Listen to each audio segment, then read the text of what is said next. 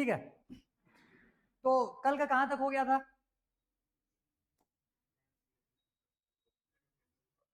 किसमें का?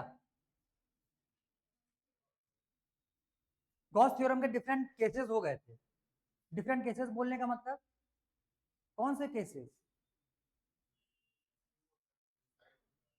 हाँ,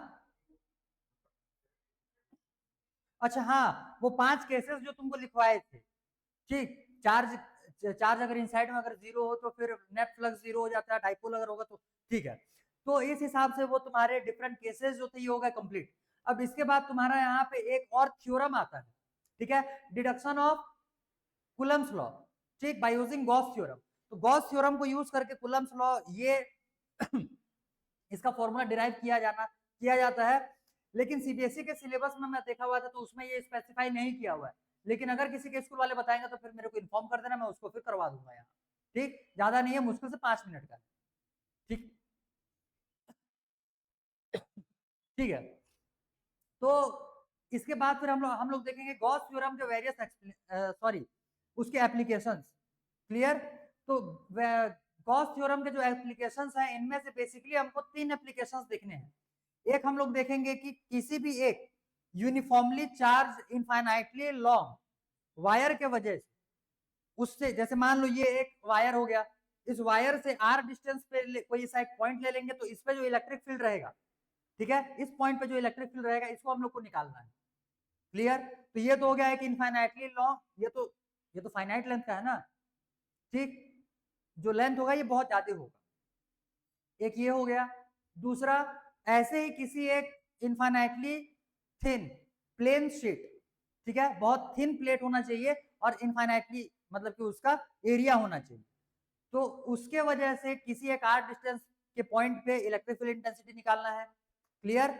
और तीसरा हम लोग देखेंगे एक स्फीयर के वजह से, ठीक है, एक स्फेरिकल शेल जो होता है, टेनिस बॉल देखिए हो ना, अंदर से जो खोखला होता है उसको बोलते हैं शेल, स्फेरिकल शेल। क्लियर? और जो पूरा भरा हुआ रहेगा, अंदर से भी पूरा फिल्ड रहता है, उसको बोलते हैं सॉलिड स्फीयर। तो दो टाइप के स्फीयर होते हैं, एक हो जाएगा हॉलो स्फीयर, उसको बोलते हैं स्फेरिकल शेल, और दूसरे को बोलते हैं सॉलिड स्फीयर। क्लियर हुआ? ठीक, तो हम लोग फिर उसके वजह से फिर इलेक्ट्रिक फील्ड इंटेंसिटी देखेंगे। और ये जो स्फीयर वाला है इसमें से 3 टाइप के स्फीयर जो रहेंगे ये तो हम लोग एक तरीके से देखने वाले हैं, मतलब तीनों में से कोई सा भी दिए, कोई सा भी दे, तुमको सेम डेरिवेशन बनाना है।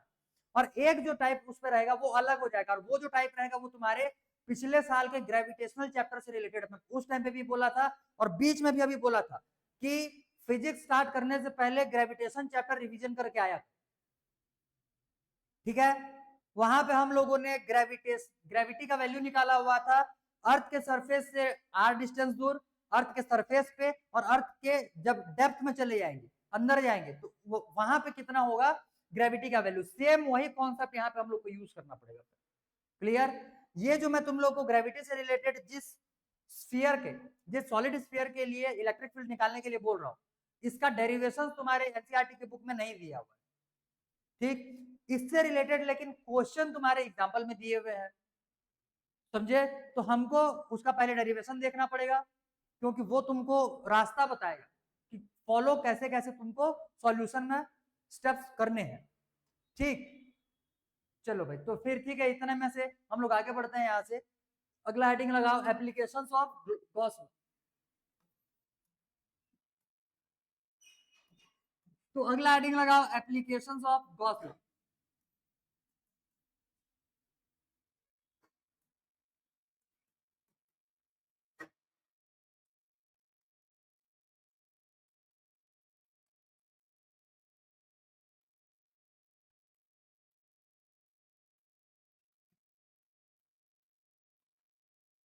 ठीक है, तो इसको हम लोग कहाँ कहाँ पे अप्लाई करने वाले हैं ये देखेंगे।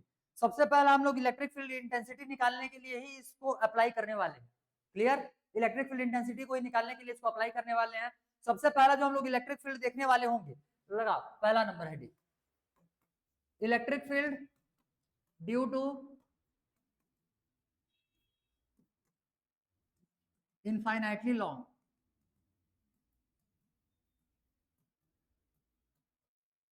Uniformly charge wire.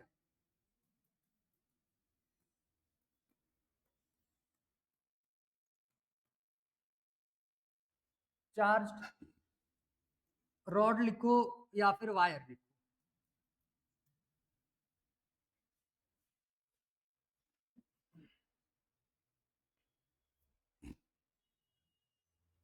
हो गया, लिखे। देखो अब हम लोग देखेंगे infinitely long uniformly charge rod या फिर वायर के वजह से किसी एक पॉइंट पे, जैसे मान लो यहां पे हम लोगों ने एक रॉड ले लिया,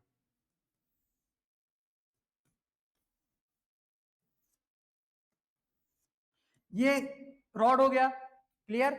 ये इनफाइनाइट लॉन्ग है। इनफाइनाइट बोलने का मतलब, इनफाइनाइट का मतलब समझ में आता है क्या, क्या होता है?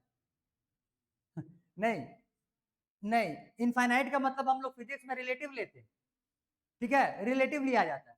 जैसे बीच समंदर में अगर रहोगे, कोई एक बड़े से शिप में या छोटे से भी शिप में हो, बीच समंदर में हो, चारों तरफ आग घुमाओगे तो क्या दिखेगा तुमको? पानी ही पानी दिखेगा। तो पानी तुमको कितने दूर तक दिखेगा? इनफाइनाइट लेंथ तक दिखेगा? ऐसा है क्या पॉसिबल? पानी इनफाइनाइट दूर तक गया है क्या? नहीं ना, वो भी फाइनाइट डिस्टेंस तक ही कवर्ड है। तो वो रिलेटिव होता है।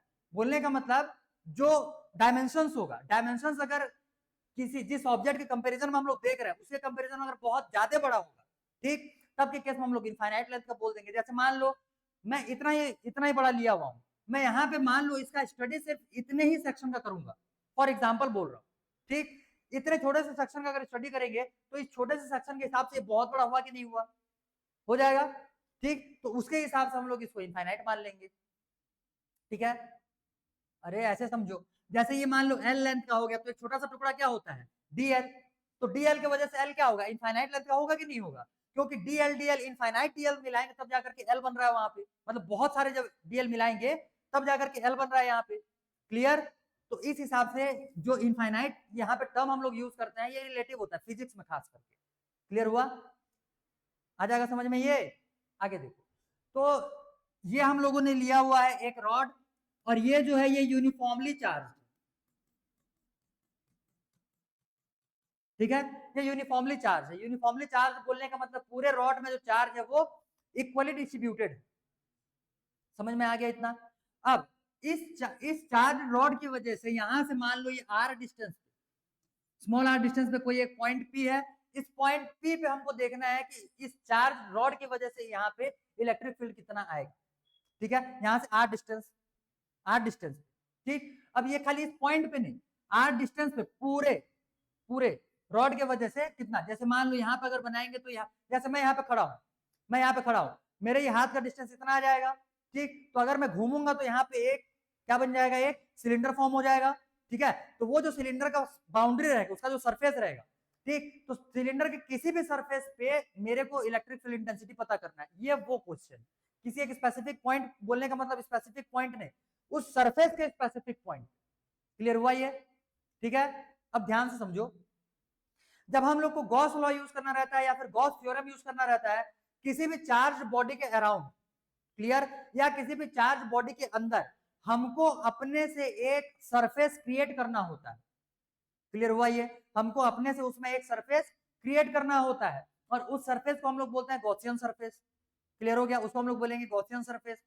तो इसके लिए अलग अलग चार्ज बॉडी के लिए, मतलब कि ये शेप कौन सा है? रॉड के शेप में है। अभी हम लोग प्लेन शेप में देखेंगे, ठीक है, फिर एक स्फीयर शेप में आएगा। तो सारे डिफरेंट डिफरेंट शेप्स के लिए जो गॉसियन सरफेस होता है ये अलग अलग होता है। यूनिफॉर्मली चार्ज रॉड के लिए अगर हम लोग गॉसियन सरफेस अगर बनाए, ऐसे समझो, गॉसियन सरफेस जब बनाओगे तो ये दिमाग में बिठा करके रखना कि उसके सरफेस के सारे पॉइंट्स यहां से लगभग लगभग इक्वल लेंथ पे आ रहे हैं, क्लियर हुआ ये? क्लियर हुआ ये? तो जैसे मान लो ये रॉड है, तो मैं यहाँ पे इसके अराउंड में ऐसा कौन सा मैं शेप बनाऊंगा जो कि यहाँ से इक्वल लेंथ पे होगा? Sphere, sorry, cylinder, clear. तो जैसे मान लो यहाँ पे हम लोगों ने एक सिलेंडर बना लिया, ये सिलेंडर का ये हो गया सरफेस,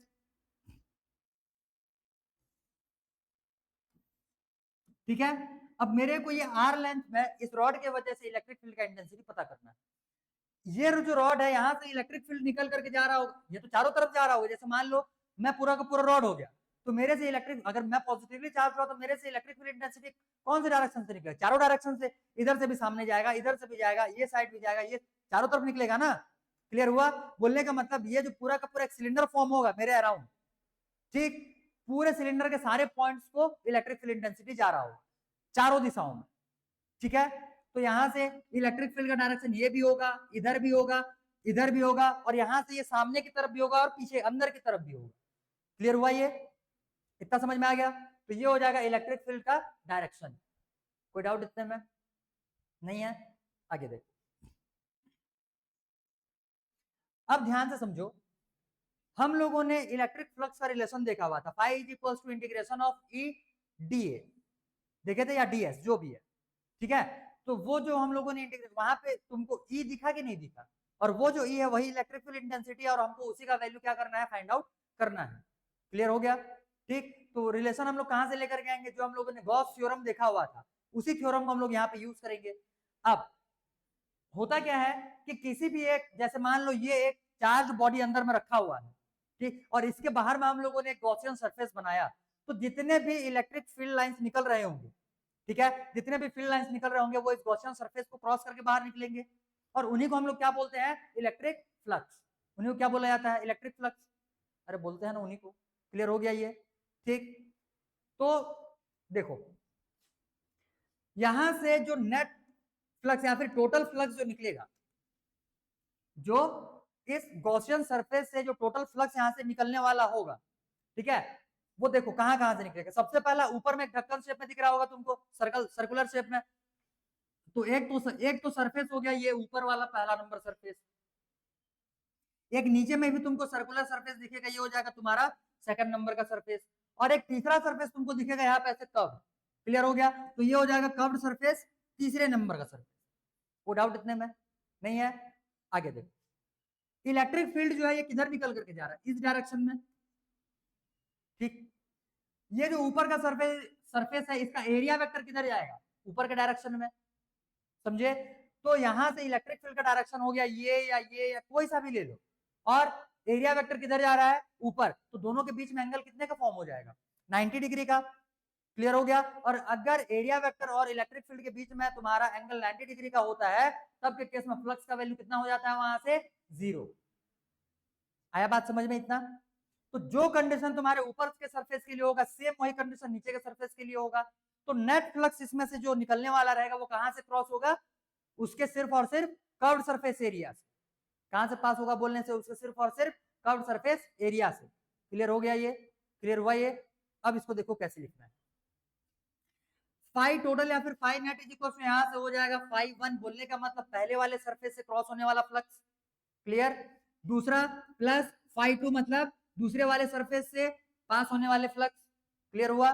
तीसरा फाई 3 मतलब तीसरे सरफेस का फ्लक्स, तीसरे सरफेस का फ्लक्स। कोई डाउट इतने में नहीं? अब आगे देखो, फाई टोटल जो रहता है ये हम लोगों ने गॉस थ्योरम में देखा हुआ था, क्या होता है, Q inside divide by epsilon not होता है ये। क्लियर है? अब इनके लिए हम लोगों ने फिर दूसरा फॉर्मूला देखा हुआ है, ठीक है। देखो, फाई के लिए हम लोग क्या यूज करेंगे, यहां से ई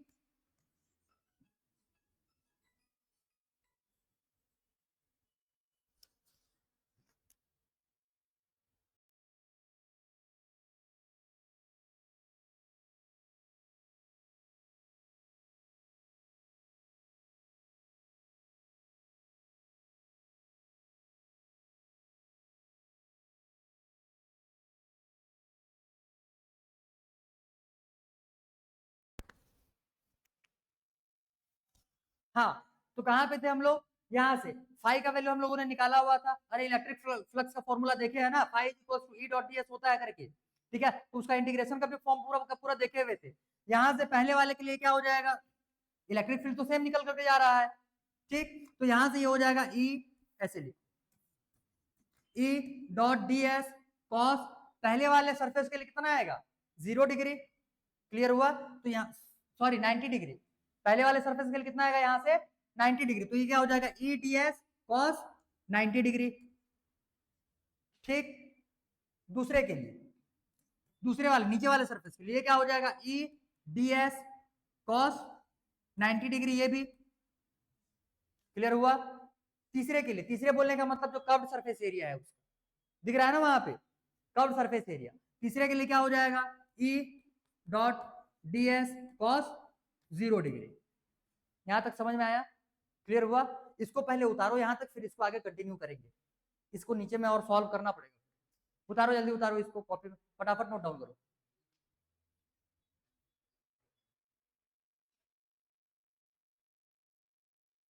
देख देख के खाली छापो मत उसको, कम से कम चीजों को दिमाग में स्टोर करने की कोशिश करो।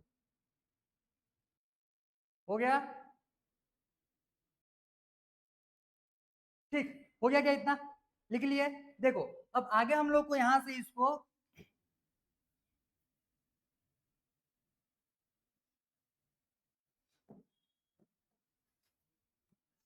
आगे इसको सॉल्व करेंगे। अब जैसे यहाँ पे ये EDS cos 90 हो गया, cos 90 का वैल्यू यहाँ से 0, तो ये टर्म 0 हो जाएगा। EDS cos 90 ये टर्म भी 0 हो जाएगा, बचेगा कौन सा? खाली ये। क्लियर? तो यहाँ पे ये क्या आ रहा है? ये Q inside divide by epsilon naught equals to, ये हो जाएगा E बाहर आ गया और DS बचा खाली। ठीक है? और DS मतलब क्या है? ये छोटे छोटे जो एरिया होंगे इसके, क्लियर, छोटे छोटे इसके जो एरिया होंगे, जैसे मान लो यहाँ का छोटा सा एक एरिया हो गया, यहाँ का एक छोटा सा एरिया होगा, सारे के सारे आपस में ऐड हो जाएंगे और पूरा ही इस सिलेंडर का क्या प्रोवाइड करेगा? वो कर्व्ड सरफेस एरिया। ठीक है? इस सिलेंडर का वो CSA प्रोवाइड करने वाला है। तो यहाँ से ये क्या आ जाएगा? Equals to ES। समझे इतना? एस यहाँ पे क्या है? Surface area. कैसा बोलने से? ऊपर और नीचे का नहीं होगा, ये कौन सा होगा? सिर्फ और सिर्फ इसका curved surface area. Clear? Clear? आगे देखो। अब Q inside divide by epsilon not तो लिख लिए। Q इनसाइड बोलने का मतलब, Q का वैल्यू हम लोग याद करो, पढ़े हुए थे लीनियर चार्ज डेंसिटी के टाइम पे।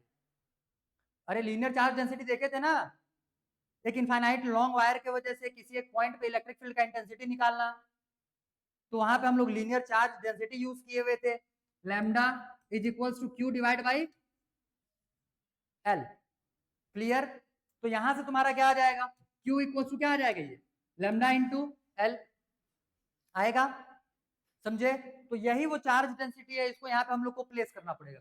तो देखो क्या हो जाएगा, Q इनसाइड की जगह पे क्या आ जाएगा? यहाँ से lambda L divide by epsilon not. ये हो गया, ये हो गया, इक्वल टू, अब इलेक्ट्रिक फील्ड का वैल्यू हमको फाइंड आउट करना है। ठीक है? S का वैल्यू यहाँ पे पुट करेंगे हम लोग अपने से। इलेक्ट्रिक फील्ड का ये E का E रहने दो।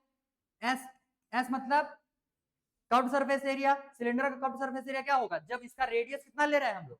स्मॉल r, ये हो जाएगा 2 पाई आर एच होता है ना।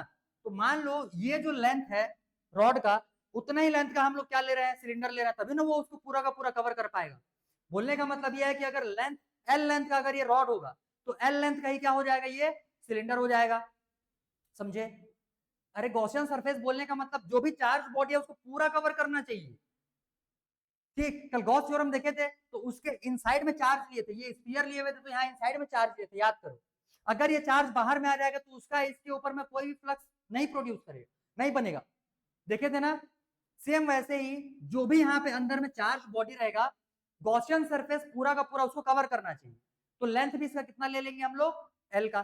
क्लियर हो गया? ये बस फॉर्मूला में पुट करो, ये क्या आ जाएगा यहाँ से? 2 पाई आर एल। क्लियर हुआ? क्लियर हुआ? L से L कैंसिल हो जाएगा, L से L कैंसिल हो जाएगा, बाकी सबको एज इट इज लिख दो। यहां से E का वैल्यू क्या आ जाएगा? E equals to pi, sorry, lambda, lambda हो गया, फिर डिवाइड बाई, वेट, L से L कैंसिल हो गया, 2 pi R epsilon naught, epsilon naught 2 pi R, ये आया। क्लियर? ठीक है? चलो इसको उतारो, ये इलेक्ट्रिक फील्ड का वैल्यू।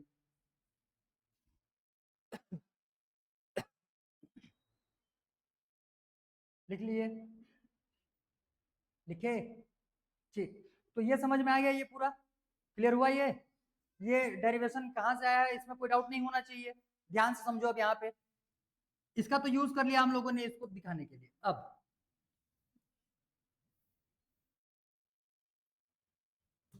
देखो, ये जो है lambda divide by epsilon naught 2 pi R के इक्वल आया हुआ है यहाँ पे। आर मतलब क्या है? आर मतलब क्या है? ये जो चार्ज रॉड है इससे डिस्टेंस हो जाएगा।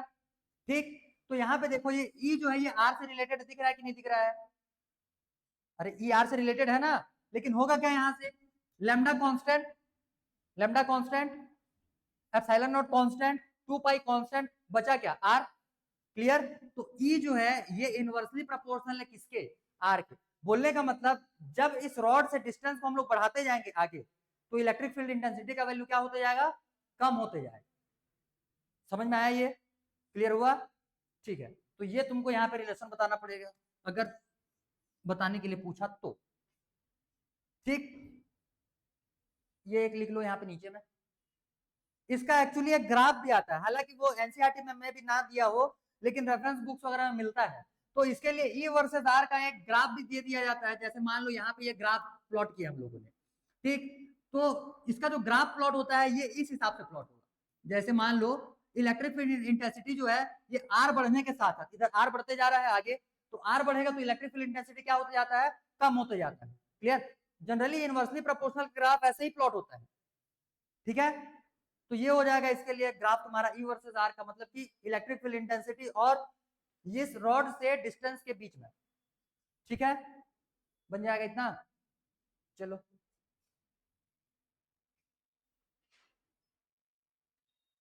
और अभी जो ये हम लोग 3 या 4 जितने भी डेरिवेशन देखेंगे बहुत इंपॉर्टेंट है तुम्हारे लिए, इंपॉर्टेंट। बोर्ड तो यहां से अक्सर क्वेश्चन पूछता है। ठीक, तो ये जो जितने भी डेरिवेशन आज हम लोग देखने वाले हैं आज, और अगर कल तक पहुंचा तो कल, क्लियर, ये सारे तुम्हारे लिए पूरे चैप्टर्स के बहुत इंपॉर्टेंट होंगे, सबसे इंपॉर्टेंट। ठीक है, ठीक है भाई, तो ये हो गया तुम्हारा infinitely long uniformly charge wire या फिर रॉड की वजह से आर डिस्टेंस पे किसी भी जगह, ठीक है, किसी एक सरफेस पे इलेक्ट्रिक फील्ड कितना आएगा उसका ये वैल्यू हो गया, बन जाएगा इतना। सेकंड, बस इतना ही समझना था। अब देखो इसमें हम लोगों ने स्टेप्स क्या क्या फॉलो किया हुआ है, इसको बस दिमाग में बिठा लो, फिर आने वाले जितना भी हम लोग निकालेंगे सबका प्रोसीजर सेम है, सभी का प्रोसीजर सेम। क्लियर हुआ? सबसे पहला करना क्या है, जो भी तुम्हारा चार्ज बॉडी दिया हुआ रहेगा उसका एक गॉसियन सरफेस बनाओगे। ठीक, जितना भी हम लोग करेंगे मैं उसका गॉसियन सरफेस तुमको बता दूंगा, तब तुमको समझ में आ जाएगी कि किसका गॉसियन सरफेस कैसे बनाना है। बन जाएगा इतना। अब आगे देखो, गॉसियन सरफेस बनाने के बाद तुमको उसका शेप पता चल गया।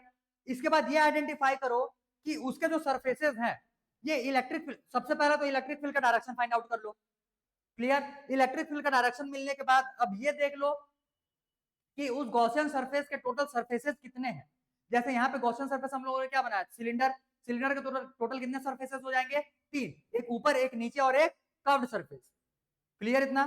ठीक है, तो गॉसियन सरफेस फाइंड आउट कर लिए। उसके बाद फिर गॉसियन सरफेस का तुमको एरिया वेक्टर मिल जाएगा, सरफेस का एरिया वेक्टर फाइंड आउट कर लोगे ना देख करके। अब तुमको क्या मिलेगा, मैक्स टू मैक्स, या तो तुमको एक क्यूबॉइड देखने के लिए मिलेगा, या फिर सिलेंडर देखने के लिए मिलेगा, या फिर स्फीयर देखने के लिए मिलेगा। इसके अलावा और क्या देखोगे, यही ना होगा। ठीक है, तो इतने सरफेसेस का जो सरफेस होगा, सरफेस से एरिया वेक्टर जो परपेंडिकुलर सामने निकलता है ये आइडेंटिफाई नहीं हो जाएगा फिर। जैसे मान लो कि ये, जैसे मान लो यहां से ऐसे करके ये तुम्हारा एक सिलेंडर हो गया, तो इसके इस सरफेस से एरिया वेक्टर किधर जाएगा, तुम्हारे तरफ। इसके ये इधर से एरिया वेक्टर किधर जाएगा, ये सामने की तरफ।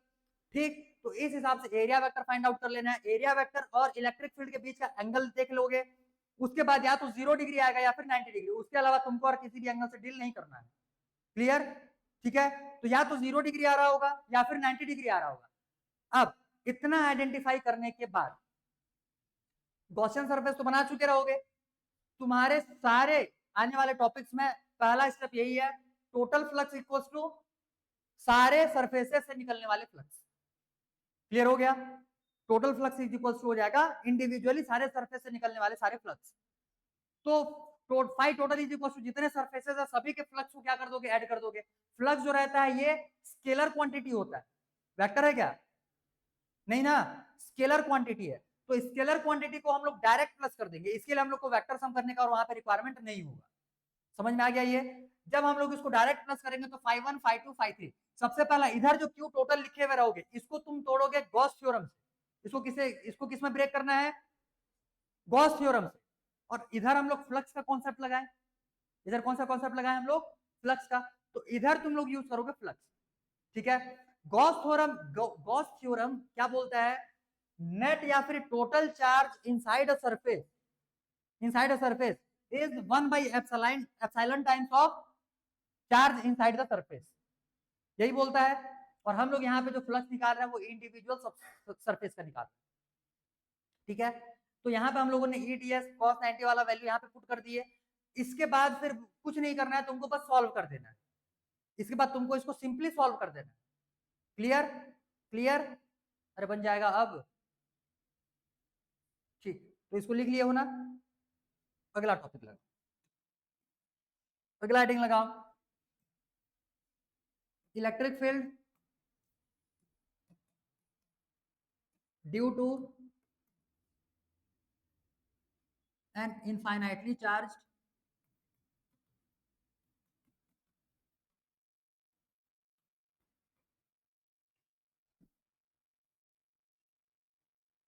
Charge plane sheet. Infinitely charge plane sheet, ऐसे ऐसे एक प्लेन, ऐसे एक प्लेन है, ऐसे एक शीट है, समझ में आया? और ये पूरा का पूरा चार्ज है। क्लियर? इसको मैं यहाँ पे ऐसे करके प्लेस किया, ऐसे करके प्लेस किया। ये अगर पॉजिटिवली चार्ज होगा तो इससे इलेक्ट्रिक फील्ड निकलेगा, ठीक है? इलेक्ट्रिक फील्ड निकलेगा, और इलेक्ट्रिक फील्ड इधर भी जाएगा, जाएगा ना इधर। क्लियर? तो इलेक्ट्रिक फील्ड भी इसमें से निकलेगा, इसका एक सरफेस एरिया भी है। तो इसका हम लोग अब निकालेंगे इलेक्ट्रिक फील्ड इंटेंसिटी, इसमें से टोटल कितना होने वाला होगा आर डिस्टेंस। ठीक, अब देखो ध्यान से, सबसे पहला तो हम लोगों ने यहाँ पे एक इनफाइनाइटली थिन शीट ले लिया, यूनिफॉर्मली चार्ज, ये। क्लियर? और थोड़ा सा फैलाते हैं, वेट।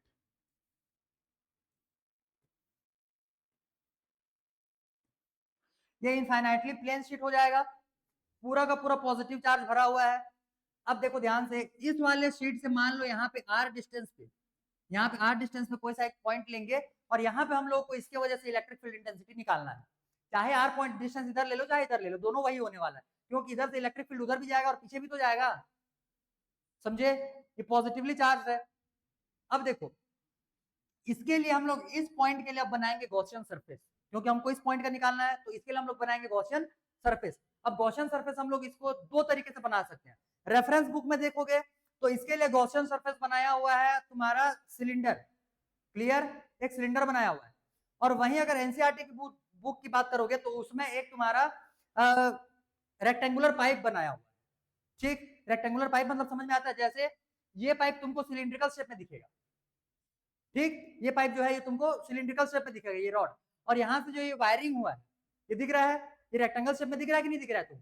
ठीक है, तो ये जो वायरिंग हुआ है, वायरिंग वाला जो ऊपर में, ये जो तुमको ऊपर में पाइप दिख रहा है, ये कौन सा शेप में दिख रहा है? रेक्टेंगुलर शेप में। क्लियर हुआ? ठीक, तो दोनों को ही लेकर के बनाया हुआ है इसका गॉसियन सरफेस। अब ध्यान से देखो, मैं यहाँ पे ड्रॉ कर रहा हूँ। सबसे पहला अगर रेफरेंस बुक की बात, दोनों में से कोई सा भी गॉसियन सरफेस ले लो, आंसर वही आना है, उसका कोई इंपैक्ट नहीं पड़ेगा। जैसे यहां से मान लो मैंने एक, ये एक क्या ले लिए? सिलेंडर ले लिया। आर लेंथ उधर जाओगे तो आर लेंथ इधर भी जा सकते हो, ये हो गया, क्योंकि जो गॉसियन सरफेस होना चाहिए वो सिमेट्रिक होना चाहिए। ठीक है, तो इधर से ये आर लेंथ गया हुआ है, तो इधर भी पीछे में भी कितना आ जाएगा? ये आर लेंथ ही आ जाएगा, यहाँ से बन जाएगा इतना। क्लियर हुआ? अरे इतना समझ में आया? आगे देखो, अब ये तो हो गया पूरा का पूरा गॉसियन सरफेस, बन जाएगा। आगे इसका ये जो क्रॉस सेक्शनल एरिया है इसको अभी एस मान लो। ठीक, क्रॉस सेक्शनल एरिया को इसका एस मान लिए, और यहां से कोई सा इसका एक रेडियस ले लो। एक काम करते हैं, इसका रेडियस आर ले लेते हैं और यहाँ से एक्स डिस्टेंस ले लेते हैं। वेट, ये डिस्टेंस को एक्स मान लेते हैं, और ये जो इसका रेडियस हो जाएगा इसको आर मान लिया अभी के लिए फिलहाल। क्लियर हुआ इतना? इतना समझ में? हालांकि ये सब एलिमिनेट हो जाएंगे, इनमें से कोई सा भी बचने वाला नहीं है। इतना क्लियर हुआ क्या? अब देखो आगे, ये अगर पॉजिटिवली चार्ज है तो यहां से इलेक्ट्रिक फील्ड किधर निकलेगा? इधर सामने की तरफ जाएगा, मतलब यहां से ये सामने की तरफ जा रहा है और यहां से ये पीछे की तरफ जा रहा है इलेक्ट्रिक फील्ड। क्लियर हुआ? अब देखो, ये जो कर्व्ड सरफेस बना हुआ है, यहाँ पे ये जो कर्व्ड सरफेस बना हुआ है, बीचों बीच से पास हुआ है तुम्हारा ये वाला लाइन, इसका सेंटर बीचों बीच से ये पास हो गया। क्लियर? अब देखो, ये जो कर्व्ड सरफेस तुमको दिख रहा होगा, कर्व्ड सरफेस दिख रहा है, और जो लाइन गया हुआ है ये इस डायरेक्शन में गया हुआ है, और इसी डायरेक्शन में तुम्हारा इलेक्ट्रिक फील्ड भी है। ठीक है, अब जैसे समझो ये जैसे पाइप ले लिए, ठीक, इलेक्ट्रिक फील्ड इसके बीचों बीच जा रहा है। क्लियर? अगर मैं ये ऊपर के किसी एक पॉइंट का सरफेस का डायरेक्शन अगर देखूं, एरिया वेक्टर अगर देखूं, तो इसका एरिया वेक्टर सामने की तरफ आएगा। क्लियर हुआ? अगर इधर वाले किसी एक सरफेस का मैं एरिया वेक्टर देखूं तो वो ये सामने की तरफ आएगा, और जो इलेक्ट्रिक फील्ड है वो किधर जा रहा है, इधर। तो इस डायरेक्शन और इस डायरेक्शन के बीच में एंगल कितने डिग्री का हुआ, 90 डिग्री का। इस डायरेक्शन मतलब इलेक्ट्रिक फील्ड की डायरेक्शन और इस डायरेक्शन में एंगल कितने का हुआ, 90 डिग्री का। अभी भी बोलने का मतलब इसका जो कर्व्ड सरफेस एरिया है उसका एरिया वेक्टर हमेशा इलेक्ट्रिक फील्ड के साथ कितना डिग्री का एंगल बनाएगा, यहाँ पे 90 डिग्री का। पिछले वाले क्वेश्चन में याद करो, ये 0 डिग्री बना रहा था, कर्व्ड सरफेस एरिया 0 डिग्री बना रहा था, और अभी के लिए उल्टा हो गया है। अभी कर्व्ड सरफेस एरिया जो है ये 90 डिग्री का एंगल बना रहा है, और जो सर्कुलर सरफेस एरिया है वो तुम्हारे 0 डिग्री का एंगल बनाएगा। क्योंकि देखो यहाँ पे ये प्लेट ऐसे सर्कुलर प्लेट यहाँ पे रखा हुआ रहेगा, इसका एरिया वेक्टर किधर जाएगा, सामने की तरफ, ठीक है, और इलेक्ट्रिक फील्ड का डायरेक्शन भी उधर ही है। क्लियर हुआ? इतना इतना समझ में आ जाएगा? बस अब इतना ही काम था इसमें, अब कुछ नहीं। फिर स्टेप्स क्या बताया गया था तुमको? सबसे पहला phi total is equals to जितने भी सरफेसेस हैं, कितने सरफेस आएंगे इसमें, कितने आएंगे, 3। एक हो जाएगा ये, एक हो जाएगा ये, और ये हो जाएगा तीसरा सरफेस, ठीक। बस सेम स्टेप फॉलो करेंगे जैसा हम लोगों ने पिछले वाले के लिए किया था। लिखते चलो भाई, क्या आ जाएगा पहले स्टेप में, क्या बोला गया, phi total, phi total equal to क्या हो जाएगा, phi 1 plus phi 2 plus phi 3। Clear? इसके बाद फाई टोटल की जगह पे क्या लिखोगे, Q inside divide by epsilon not. इनके लिए क्या लिखेंगे, E D S cos 0 degree, दो हैं, plus E D S cos 0 degree plus E D S cos 90 degree. यहां तक क्लियर हो गया? ठीक। अब देखो ये 0 डिग्री वाले क्या, इसको मैं डायरेक्ट लिख रहा हूं, देखो क्यू इनसाइड डिवाइड बाय ये हो गया एप्सिलॉन नॉट इक्वल टू, इसका वैल्यू 0 हो गया, ये cos 0 मतलब 1, और e dot integration of ds, और इंटीग्रेशन ऑफ ds क्या प्रोवाइड करेगा, s मतलब टोटल सरफेस एरिया। क्लियर? कौन सा, ये जो सर्कुलर शेप दिख रहा है इसका, समझे, समझे इतना? तो यहां से ये क्या आ जाएगा, e s इसके लिए प्लस इसके लिए e s। इतना क्लियर हो गया? समझे इतना? आगे देखो, इसको आगे सॉल्व करते हैं। ये कितना हो जाएगा, 2es, ठीक, ये हो गया 2es इक्वल टू, इस साइड में क्या है, ये q inside divide by epsilon not है। हम लोग सरफेस एरिया की बात कर रहे हैं, ठीक। तो सरफेस चार्ज डेंसिटी क्या होता है, सरफेस चार्ज डेंसिटी क्या होता है, सिग्मा इंटू सरफेस एरिया।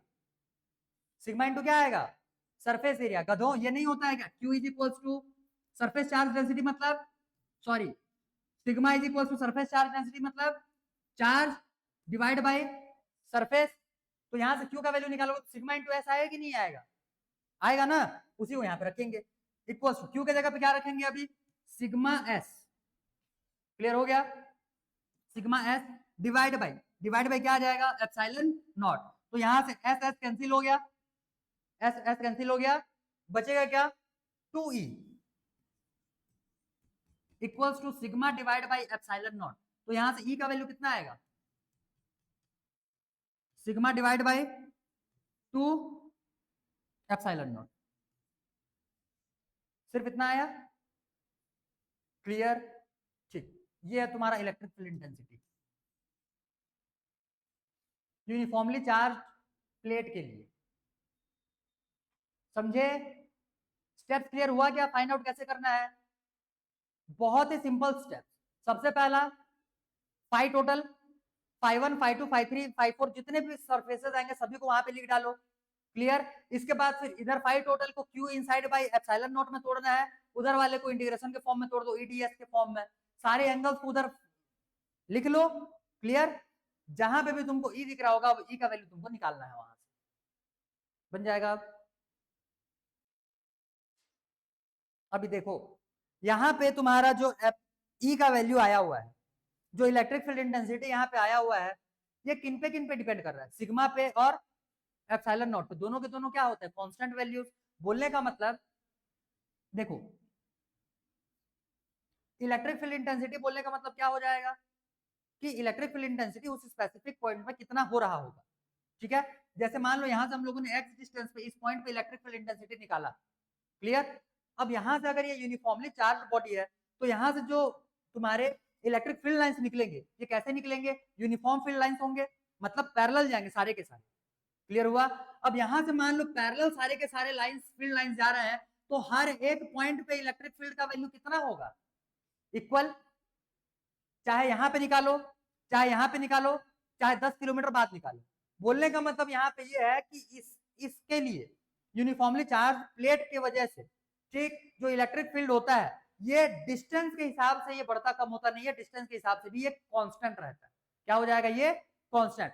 पिछले वाले का ग्राफ प्लॉट किए थे ना, तो इसमें तो ई और आर का कोई मतलब ही नहीं है, तो अगर इसका ई वर्सेस आर का ग्राफ प्लॉट करोगे तो इसके लिए तुमको एक कांस्टेंट लाइन मिलेगा, ये सीधा सीधा, क्लियर हुआ। मतलब आर बढ़ते जाएगा तो भी ई का वैल्यू क्या है यहाँ पे कांस्टेंट, वो चेंज नहीं हो रहा है, समझे। कोई डाउट इसमें नहीं ना, चलो इसको देख लो भाई, जितना लिखना है उतारो।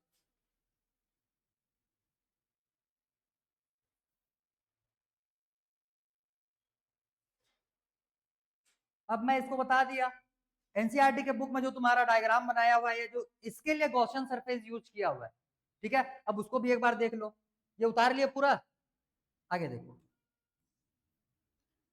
जैसे मान लिया जाए कि ये एक यूनिफॉर्मली चार्ज प्लेट हो गया, क्लियर। अब मैं क्या करूंगा, एक क्यूब लेंगे, क्यूब,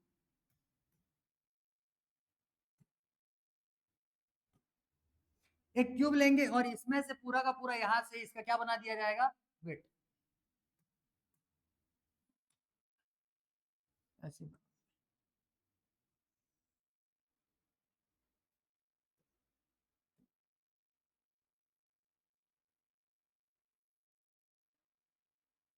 कैसे बनेगा।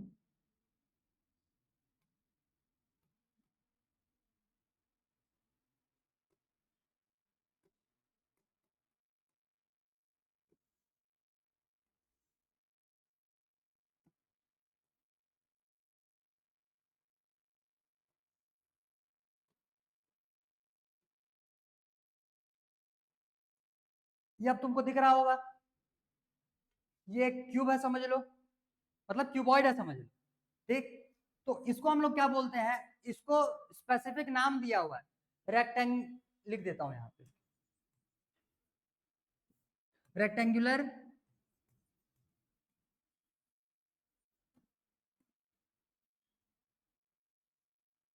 पैरेलली पाइप,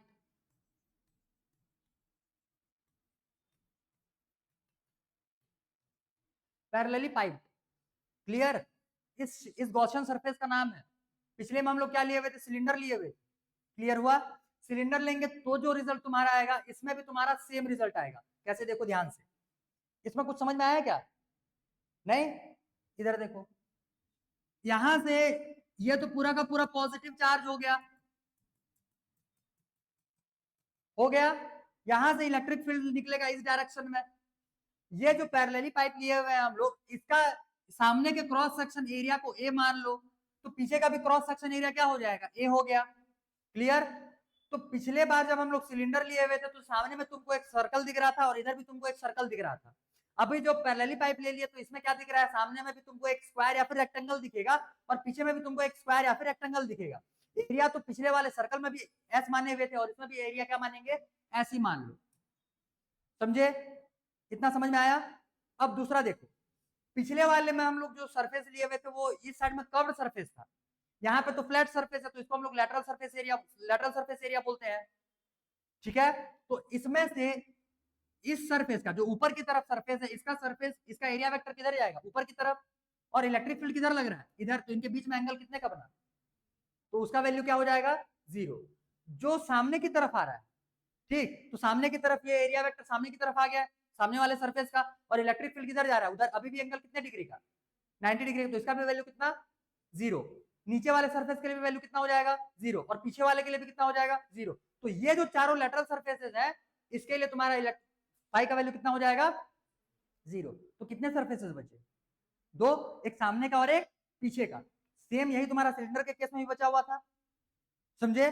तो फॉर्मूले वाइज तुमको कुछ भी चेंज नहीं करना है, बस खाली शेप को चेंज करना है, बन जाएगा ये। अब समझ में आया कुछ? तो दोनों में से अगर कोई सा भी शेप लोगे तो भी तुम्हारा सही हो जाएगा। रेफरेंस बुक्स वगैरह में तुम्हारा सिलेंडर शेप लिया हुआ रहता है, और एनसीईआरटी में ये रेक्टेंगुलर पैरेलली पाइप लिया हुआ है।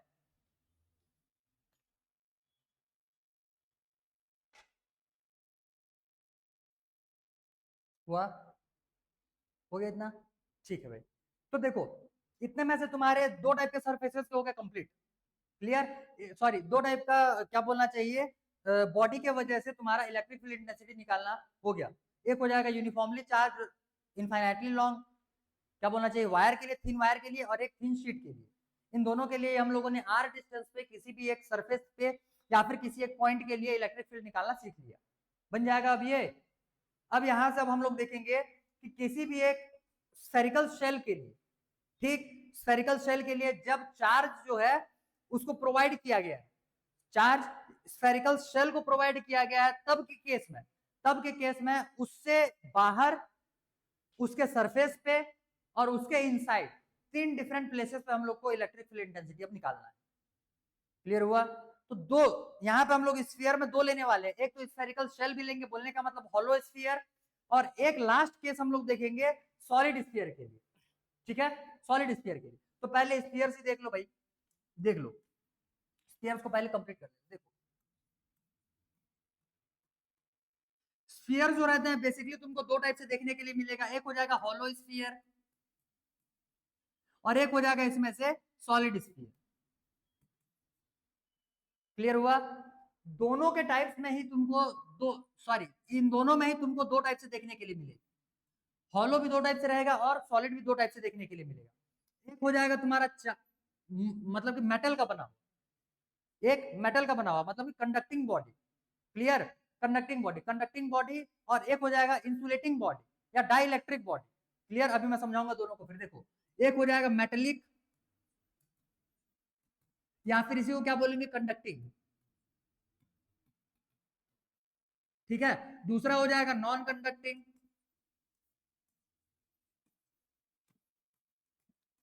या इसी को बोलेंगे हम लोग इंसुलेटिंग, इंसुलेटिंग मटेरियल होगा, या फिर इसी को बोलते हैं डाइलेक्ट्रिक। अभी केमिस्ट्री में इसका बहुत ज्यादा यूज करेंगे डाइलेक्ट्रिक वर्ड का, ठीक है? डाइलेक्ट्रिक आया मतलब समझ लेना वो इंसुलेटर की बात कर रहा है, ठीक है इतना? देखो, तो नॉन कंडक्टिंग हो गया या फिर डाइलेक्ट्रिक हो गया, समझे? अब इन दोनों में डिफरेंस क्या होता है, ध्यान से समझना। जैसे मान लो ये एक कोई सा एक कंडक्टिंग बॉडी, ये कोई सा कंडक्टिंग बॉडी है। कंडक्टिंग बॉडी क्या करता है, चार्ज को फ्लो होने देता है, मतलब चार्ज फ्लो को अलाउ करता है, क्लियर? और इंसुलेटिंग बॉडी क्या करता है, चार्ज फ्लो को अलाउ नहीं करता। इंसुलेटिंग बॉडी चार्ज हो सकता है कि नहीं हो सकता?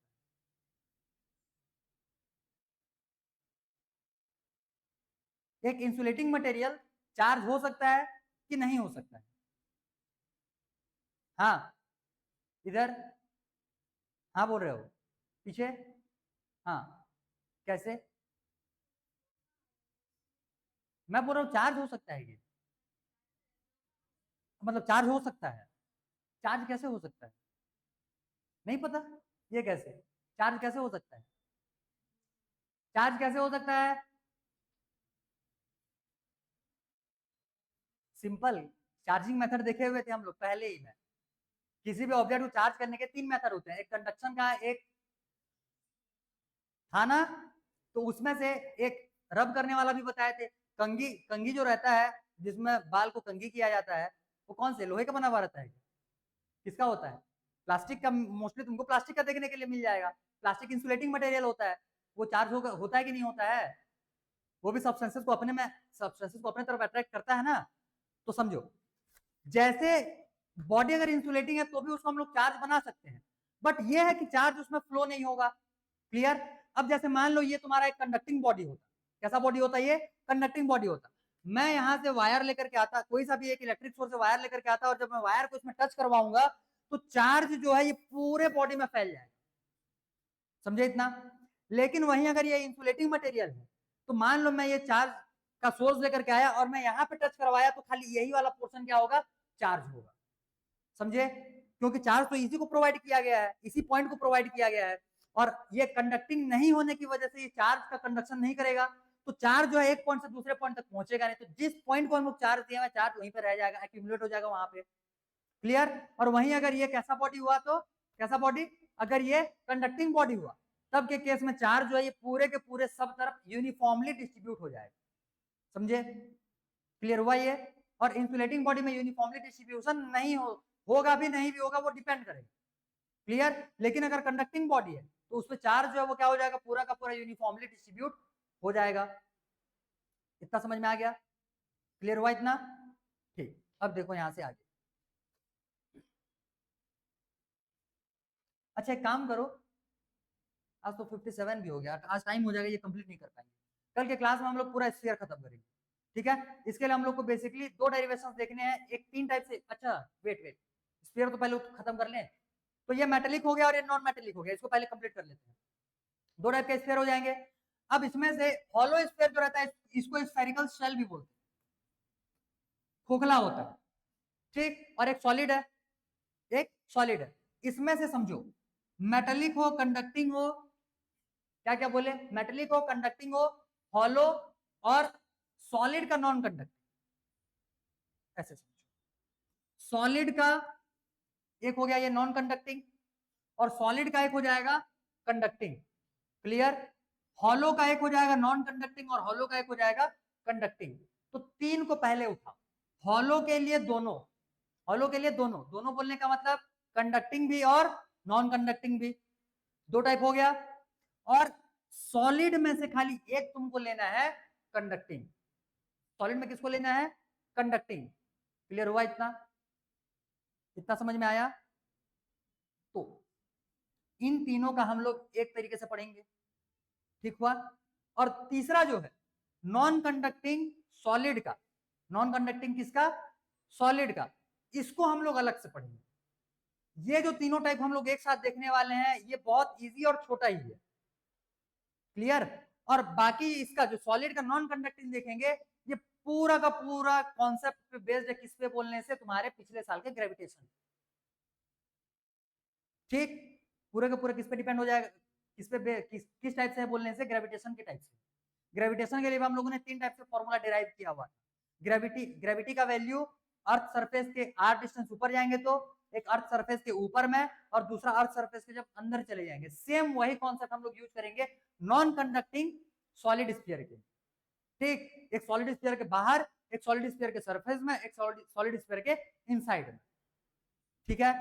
तो ये हो जाएंगे तुम्हारे चार टाइप के टोटल स्फीयर्स, और इन्हीं चारों स्फीयर्स के लिए मुश्किल से आधे घंटे में कंप्लीट हो जाएगा, आधा घंटा में खत्म हो जाएगा, बहुत ज्यादा नहीं है। क्लियर? लेकिन पहला वाला जो टाइप देखेंगे वो थोड़ा सा टाइम टेकिंग हो जाएगा, तब जाकर के सेकंड वाला, फिर उसके बाद थर्ड वाला तुमको समझ में आएगा। ठीक है? ठीक है, तो आज के लिए इतना ही करते हैं, कल हम लोग इसको फिर आगे कंटिन्यू करेंगे। चलो।